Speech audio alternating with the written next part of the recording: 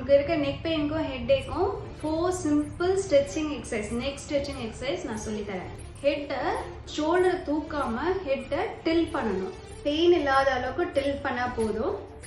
10 to 20 seconds இந்த போஸ்லேயே இருங்க. உங்கள் இந்த சைடு மசில் ஸ்ட்ரெச்சிங் உங்களால் ஃபீல் பண்ண முடியும். சேம் எக்ஸசைஸ் ஆப்போசிட் சைடில் ரிப்பீட் பண்ணுங்க. எக்ஸசைஸ் நம்பர் 2, நம்ம ஹெட்டை அந்த சைடு ரொட்டேட் பண்ண போகிறோம். ஹெட்டை இப்படி டேர்ன் பண்ணுங்க. டேர்ன் பண்ணும்போது உங்கள் கை வச்சு ஸ்லைட்டாக ப்ரெஷர் கொடுக்கலாம் சின்ல. இதே போஸ்டில் ஒரு 10 to 20 செகண்ட்ஸ் ஹோல்ட் பண்ணுங்க. நார்மலாக ப்ரீத் பண்ணுங்க.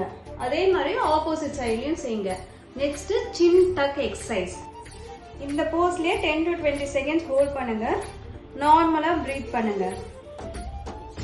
4th எக்ஸசைஸ் வந்து நம்ம ஹெட்டை பின்னாடி புஷ் பண்ண போகிறோம்.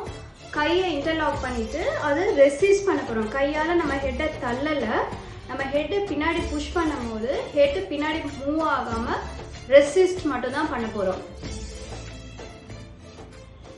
இந்த மாதிரி ஒரு 10 to 20 செகண்ட்ஸ் பண்ணுங்க.